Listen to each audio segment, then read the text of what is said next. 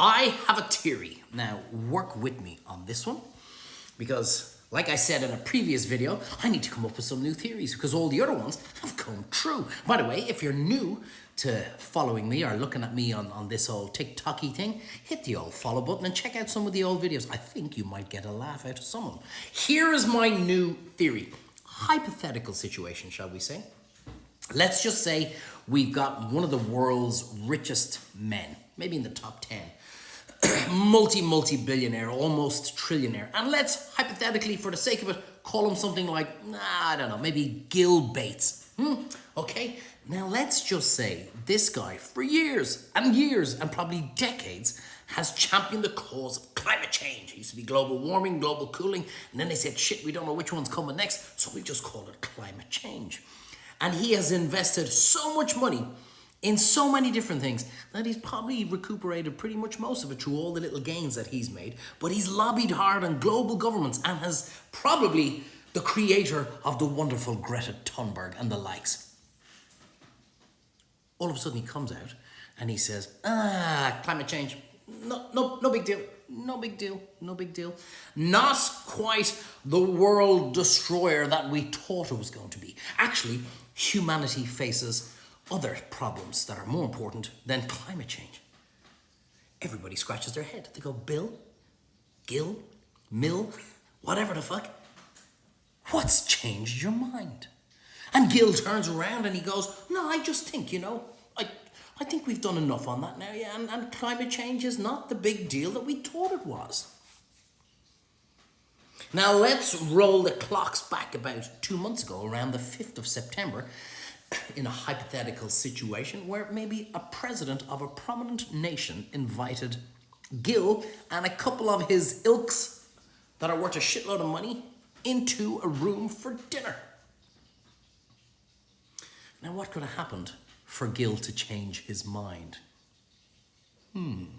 Imagine if that president was the man who was shouting and screaming, climate change is a load of bollocks, it's all a scam, don't believe a goddamn thing. In fact, those big, horrible looking windmills you see all over the land throughout all different countries now, killing whales, deafening people, wrecking their heads, sending waves through that and distorting the way mankind thinks. It's a scam. It's absolute horseshit. Because maybe that president wasn't part of the administration when all the lobbying groups were going on to say, let's champion climate change and make a shitload of money. And imagine if at that dinner, that president hypothetically called Gil into a back room and said, hey Gil, how you doing?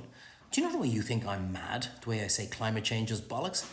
Well, yes, Mr. President, I kind of think you, well, how about you change your fucking tune on that one and make me out to be the greatest president alive? Well, why would I do that, Mr. President? Well, have a look at this little video because what files have recently been released into my hands? Do you recognize that arse, Gil?